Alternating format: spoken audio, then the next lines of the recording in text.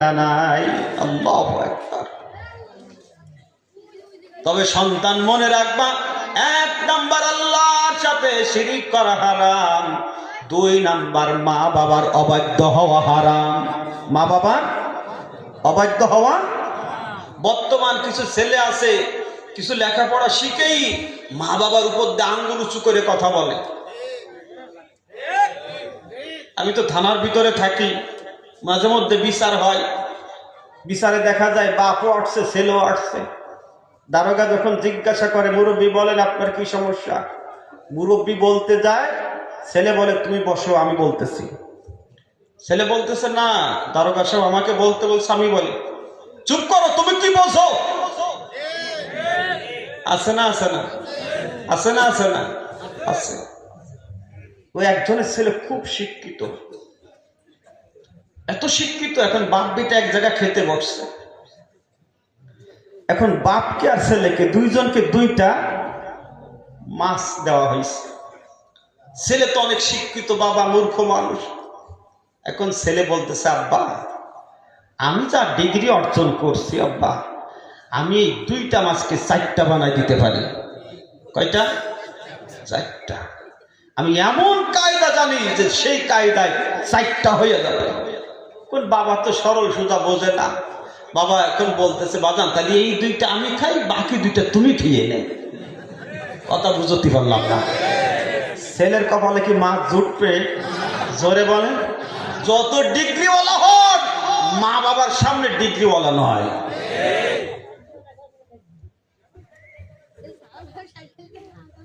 আমার মুসলমান ভাইরা, কয়টা বলছি?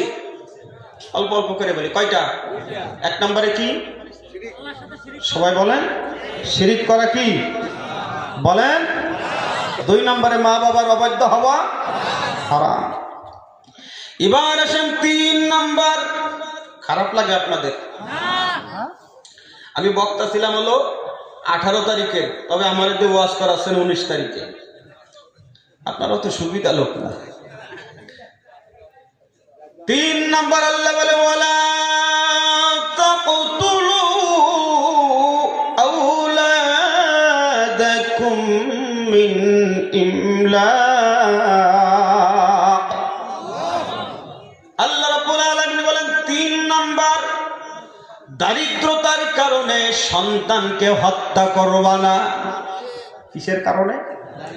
দারিদ্রতার আশঙ্কায় কখনো সন্তান হত্যা করা যাবে না। অথচ আমাদের সমাজে এই ধরনের ক্যান্সার আছে। যদি সন্তান বেশি হয় খাবে কি? আচ্ছা বলেন তো, আমাদের সমাজে যারা কোটিপতি তাদের সন্তান বেশি, না যারা ভ্যান চালক তাদের সন্তান বেশি? ওনাদের তো আরো বেশি হওয়ার কথা, ওনাদের তো কোটি কোটি টাকা আছে। আরে ভ্যান চালক 8টা 10টা বাচ্চা হয়েছে, এরপরে কি এদের বাচ্চা না খেয়ে আছে? জোরে বলেন। কেন না খেয়ে নাই? আল্লাহ কি বলে শোনেন, আল্লাহ এরপরে কি বলছেন, নাহনু নারযুকুকুম ওয়া ইয়াহুম।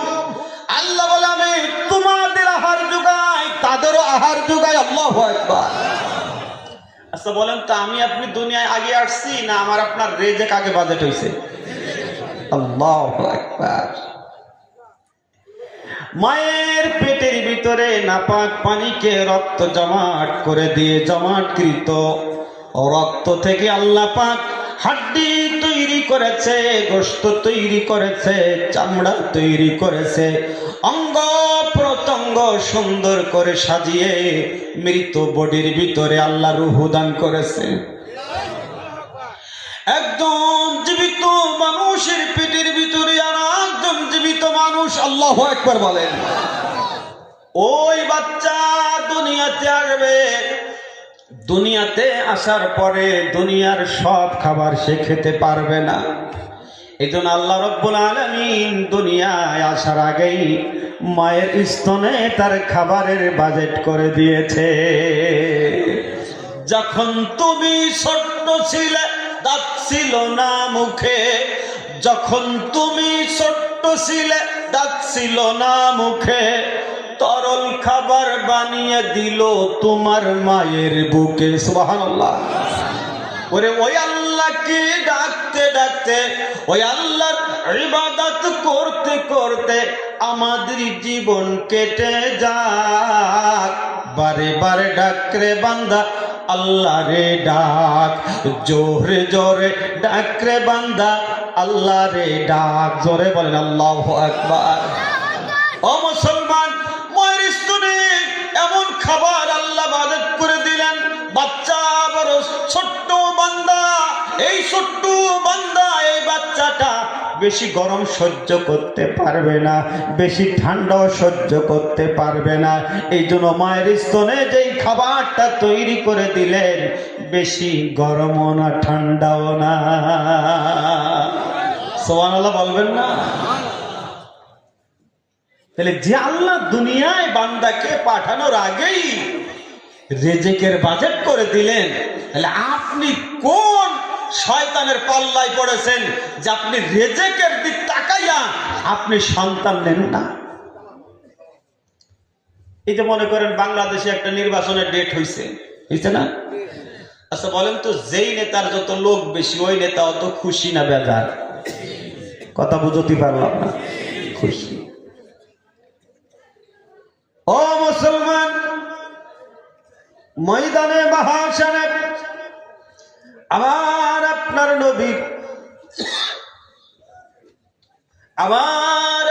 নবীর যখন উম্মতের সংখ্যা বেশি হবে, আওয়াজ করে বলেন আমার আপনার নবী খুশি হবে না বেজার হবে? আমার দিকে তাকান, খুশি না বেজার? হ্যাঁ, খুশি। অথচ আমরা কি করি? বিবাহ করার সময় আগে খুঁজি কোন বাপের একটা মেয়ে আছে। কথা বলে না কেন? খোঁজে কোন বাপের একটা মেয়ে আছে, কারণ ওর টার্গেট হইল যদি কোনো কায়দায় ওনার একটা মেয়ে বিবাহ করতে পারি, শ্বশুর মারা গেলেই বিল্ডিং আমার।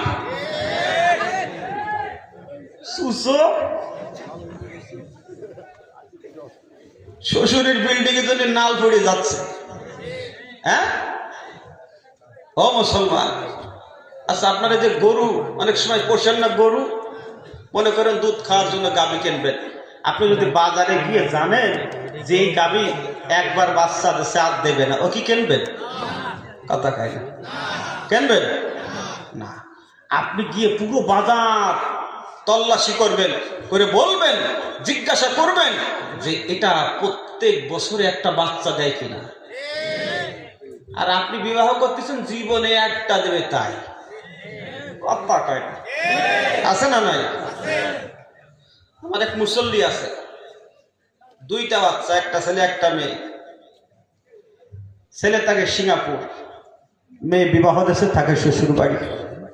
আমি জিজ্ঞাসা করলাম, ভাইজান ঘরের ভিতরে কেমন লাগে? হুজুর কি যে ভুল করেছি, ঘরের ভিতরে যদি বাচ্চা থাকে ঈদের থেকে বেশি আনন্দ হয়। ঠিক না? এ বলেন তো, বাচ্চা কাচ্চা বেশি হলে পারা বাপের একটা আলাদা মর্যাদা থাকে না? হ্যাঁ, আপনার মনে করেন আপনি কৃষক মানুষ, আপনার 8টা 10টা বাচ্চা আছে, তার ভিতরে মনে করেন 5টা ছেলে, পাশে আরেকজন কোটিপতি, তার একটা ছেলে। ও টাকায় আপনি পারবেন না, কিন্তু লাঠি দিয়ে সাইজ করে ফেলবেন। কথা কয় না? ও কোটিপতি হওয়ার পরও আপনার সাথে হিসেব করে কথা বলবে। ওর 5টা ছেলে, আর কিছু পারুক আর না পারুক, কষা দিয়ে সাইজ করে দেবে। এই রকমের বোঝানোর পরেও যদি আপনি একটা নিয়ে ঘুম পাড়েন। ও মুসলমান, সন্তান হত্যা করা যাবে না, কারণ সন্তান হত্যা করা হারাম। আমার মা বোনেরা কি আসছে ওয়াজ শোনার জন্য? আসছে। ও মা বোনেরা খেয়াল করবেন, অনেক সময় দেখা যায় মা বোনেরা আছে বাচ্চা নষ্ট করে ফেলে, বাচ্চা ফেলে দেয়, কিন্তু মা আপনাকে মরতে হবে, ও বাবা আপনারও মরতে হবে। স্মরণ রাখবেন, যেই বাচ্চাটা ফেলে দিলেন, যেই বাচ্চাটা আপনি মেরে ফেললেন, কিয়ামতের দিন ওই বাচ্চাকে প্রশ্ন করা হবে কোন কারণে তাকে হত্যা করা হয়েছে।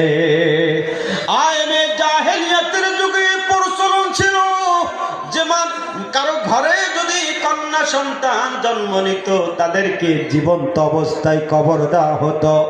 ও মুসলমান, ঘটনা বলা আমার উদ্দেশ্য নয়। নবীজির সাহাবী দাহিয়াতুল কালবি সে যখন কলেমা গ্রহণ করেছে, আল্লাহর নবী সাহাবীদেরকে বললেন, তোমরা এই সাহাবীকে কোরআন তিলাওয়াত করাও, কোরআন পড়াও। কোরআন পড়তে পড়তে যখন কোরআনের ওই আয়াতের নিকটে চলে আসলো, ওয়া ইদাল মাউউদাতু সুইলাত বিআইয়ি যামবিন কুতিলাত, এই আয়াত যখন চলে আসছে, সাহাবী চোখের পানি ফালায়া ফালায়া কাঁদে, আর কোরআন পড়তে পারে না। সাহাবীরা বলে, হুজুর, যেই ব্যক্তিকে কোরআন পড়ানোর জন্য বলেছিলেন, লোকটা শুধু কাঁদতেছে, কোরআন পড়তে পারে না। নবীজি জিজ্ঞাসা করেন, সাহাবী, তোমার কি হয়েছে, তুমি কান্না করো কেন? সাহাবী বলে, হুজুর, এমন একটা পাপ আমি করেছি যেই পাপটা আল্লাহ ক্ষমা করবে না। আল্লাহর নবী জিজ্ঞাসা করে, বারবার জিজ্ঞাসা করার পরে সাহাবী বলে যে আমি যেই পাপটা করেছি সেটা হলো আমার নিজের মেয়েকে জীবন্ত কবর দিয়েছি। নবীজি বললেন, সাহাবী, তুমি যখন এই কাজটা করেছিলে তুমি তো ঈমানদার ছিলে না, তুমি তো কাফের ছিলে। আল্লাহ তোমাকে ওই ঈমান আনার পরে মাফ করে দিয়েছে। আরে ওই লোকটা তো ঈমান আনার আগে এই কাজটা করেছিল, আর আপনি তো ঈমানদার দাবি করছেন। আপনি ঈমানদার দাবি করেও যদি আপনি বাচ্চা হত্যা করেন, মানুষ হত্যা করেন, তাহলে আপনি আল্লাহর আদালতে কি জবাব দিবেন? তাহলে 1 নাম্বার আল্লাহর সাথে শিরিক করা হারাম, 2 নাম্বার মা বাবার অবাধ্য হওয়া হারাম, 3 নাম্বার দারিদ্রতার কারণে সন্তান হত্যা করা হারাম। আজকের মতন এখানেই থাক, আর একটু বলবো, একটু জিকির করেন, লা ইলাহা ইল্লাল্লাহ।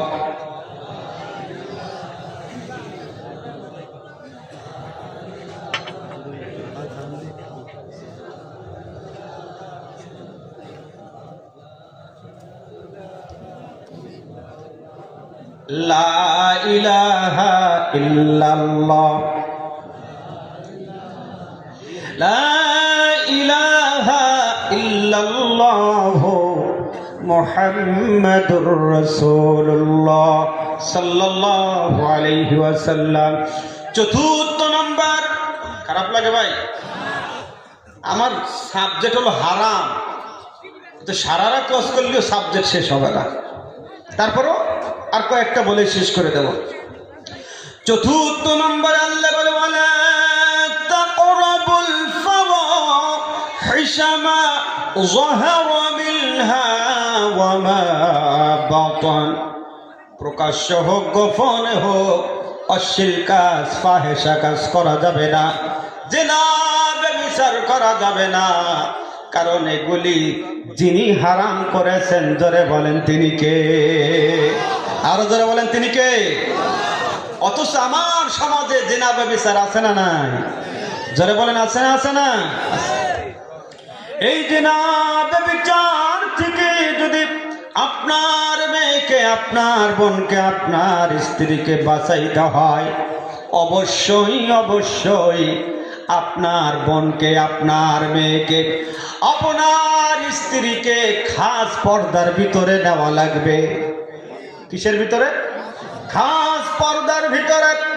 আজ দেখা যায় অনেকের ঘরের দরজায় পর্দা আছে, এরপরে জানালায় পর্দা আছে, অথচ মেয়ের গায়ে খাস পর্দা নাই, বোনের গায়ে খাস পর্দা নাই, স্ত্রীর গায়ে খাস পর্দা নাই। আছে না? আছে না? মেয়ে কলেজে যায় সোস পায়জামা পরে আর শর্ট কামিজ পরে, ঘুমের দেওয়া পড়লে আছে না? আছে না? ও একটা মেয়ে যখন সোস পায়জামা পরে শর্ট কামিজ পরে রাস্তায় বের হয়, শয়তানও দেখে লজ্জা পায়। শয়তান বলে, আল্লাহ আমি তো শয়তান, এ তো আমার চাইতে 2 ডিগ্রি উপরে ঝুনো শয়তান। কথা বলে। এই মেয়েটা যখন রাস্তায় এভাবে বের হয়, তখন আমার যুবক ভাইদের দোষ হয়। যুবকরা দেখে তখন দেয় শীষ, ওরা করে ঠোঁটে লাগাইছে লিপস্টিক, যুবকরা দেয় পিছনের থেকে শীষ, চোখে লাগাইলো মাস্কারা। এক বন্ধু আর এক বন্ধুরে কয়, দোস্ত আমার তো কাম সারা। পায়ে পড়েছে হাই হিল, দেখবেন বাজার দিয়ে করে বেড়ায় কিলবিল। আছে না নাই? আগের যুগে আমরা দেখেছি স্বামীর বিনা পারমিশনে স্ত্রী বাহিরে যায় নাই, মেয়ে বাহিরে যেতে পারে নাই, বোন বাহিরে যেতে পারে নাই। আছে না নাই? আমরা ছোট্ট সময় দেখেছি মা বোন যখন বাহিরে যেত, ভালো করে পর্দার ভিতরে নিজেকে আবরু করে যেত, হাতে একটা ছাতা থাকতো, একজন সফর সঙ্গী সঙ্গে নিয়ে বের হতো। রাস্তায় যখন কোন পুরুষ লোক দেখত, সঙ্গে সঙ্গে মহিলা রাস্তা ছেড়ে রাস্তার পাশে চলে যেত, আর ওই ছাতা দিয়ে নিজেকে ঢেকে রাখত, যত সময় পর্যন্ত পুরুষ লোকটা তাকে না ওভারটেক করত, মহিলা রাস্তার উপরে আসতো না। বলেন, এবার আওয়াজ করে বলেন তো, বর্তমান রাস্তা ছাড়ে না ছাড়া লাগে? হ্যাঁ, দস্তার থেকে সস্তা, বস্তার থেকে ভারী, এরাই হলো বাংলাদেশের নারী। এদের ব্যাপারে কিছু ওয়াজ না করে কি পারি? কারণ এদের ব্যাপারেও কিছু কথা বলা দরকার, কারণ এরাই হয় ঘুরে ঘুরে বাংলাদেশের সরকার। আপনারা বিট আনা বিট আমি ঠিক পাচ্ছি না। এই আপনার কি পুরুষ? ওই একজনের ঘরে ঢুকছে সাপ। কি ঢুকছে? সাপ। এখন স্ত্রী বলতেছে সাপ সাপ সাপ, স্বামী কয় বিটা মানুষ ডাক দাও। কথা বুঝতে পারলাম না, কি ডাক দাও? বিটা মানুষ ডাক দাও। এই স্ত্রী কয় যে তুমি কি? কই যে তোর লাঠি এক কান দাও, তোর লাঠি এক কান দাও। কি বেটার বেটা? আমরা তো বাংলাদেশের পুরুষ বিটা হয়ে গেছি। আমরা বিটা হয়ে বিটা মানুষ পছন্দ করি না, সমর্থন করি না। এমন প্রধানমন্ত্রী বানায় কোনোদিন মন আঁকা কুলাকুলি করা যাচ্ছে না।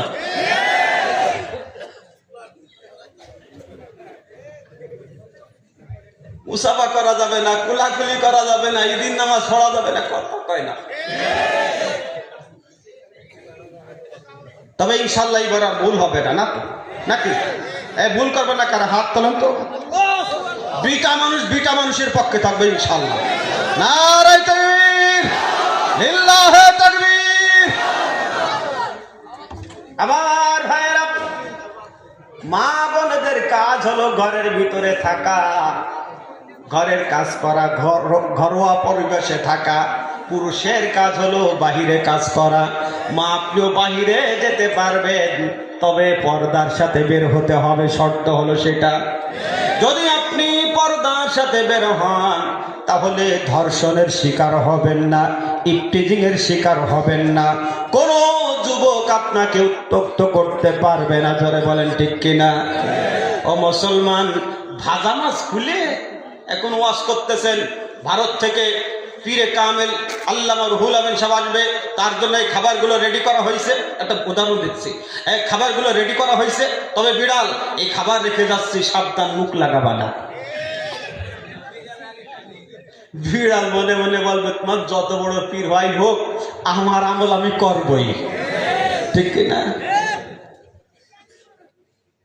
মহিলাদেরকে পর্দার আইন না করে ইফটিজিং এর আইন পাশ করেছে। আরে চোর রে কয় চুরি কর, গৃহস্থের কয় সাবধান ঘুমোইস নি।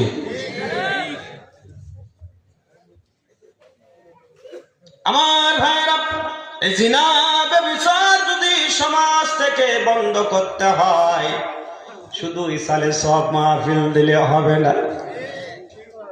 জিনা ব্যভিচার বন্ধ করার জন্য একজনের আইন পার্লামেন্টে জারি করা লাগবে। জোরে বলেন তিনি কে?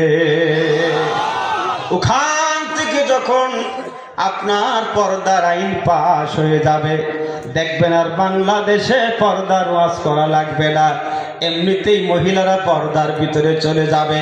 ওখান থেকে যখন নামাজের আইন পাশ করা হবে, দেখবেন আর নামাজের বয়ান করা লাগবে না, এমনিতেই মসজিদে মুসল্লি ভরে যাবে।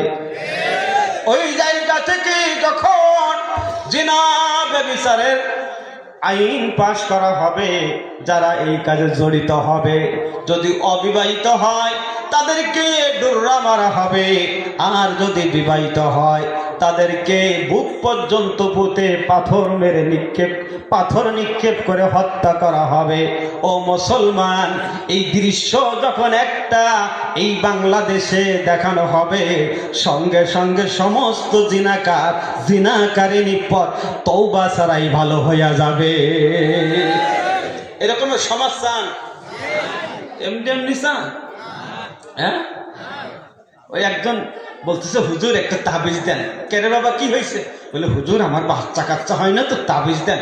তো হুজুর তাবিজ দিয়েছে, ফিরে আসছে, হুজুর কাজ হচ্ছে না। বলে কি বলো, আমার তাবিজ দিয়ে তো কেউ মিস করে না, তো কাজ হচ্ছে না কেন? এ বাবু তুমি কি বিয়ে শাদী করেছো? কিন্তু হুজুর তা তো করিনি।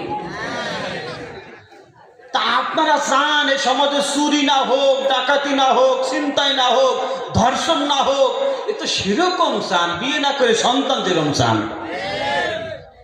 এটা চাইতে হবে পার্লামেন্ট আল্লাহর কোরআনের আইন বাস্তবায়ন করে, ঠিক কিনা? সব জায়গা কি ওয়াজ লাগবে? কিছু কিছু জায়গা লাগবে মুগুর। কি লাগবে? মুগুর। একজন গোসল করার জন্য গেছে, যে দেখে নোংরা পানি, গোসল করতে পারছে না। সামনে গিয়ে দেখে গোসল করবে কি করে, পানির ভিতরে খিঞ্জির গোসল করে। এখন ওই জায়গা যদি আমার মতন বক্তা লাগাই দেন, হুজুর ভালো করে সুর দিয়ে ওয়াজ করেন, এমন কায়দায় যাতে ওরা সুর করে উঠে যায়, একজন উঠবে?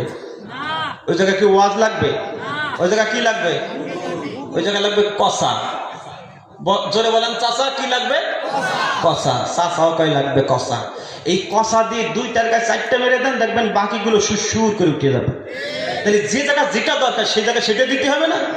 চোর যদি চুরি করার পরে মাথায় হাত দিয়ে দোয়া করেন, না এইভাবে চুরি করতে হয় না, চুরি করলে গুনাহ হয়, মরার পরে কবরে আযাব হবে, জাহান্নামে যাবা, সে জায়গায় আগুনে পড়বা, চোর কি চুরি বন্ধ করবে? আল্লাহর আইন হলো ওয়াসসারিকু ওয়াসসারিকাতু ফাকতাউ আইদিয়াহুমা জাযাআন বিমা কাসাবা নাকালাম মিনাল্লাহ। আল্লাহ বলে চোর আর সুন্নি যদি চুরি করে ধরা পড়ে হাত ফেলে দাও। ইয়ে যদি কেউ অ্যাক্সিডেন্ট করেও ফুটে যায়, তারপর ওর মেয়ে কেউ সহজে বিয়ে করবে না। কথা বলে না কেন? তো এরকমের বাংলাদেশ আমরা সাজাতে চাই, চাই ইনশাল্লাহ। ও মুসলমান, তার চতুর্থ নাম্বার, জিনা ব্যভিচার ফাহেশা কাজ করা যাবে না, কারণ এটা হারাম করেছেন যিনি।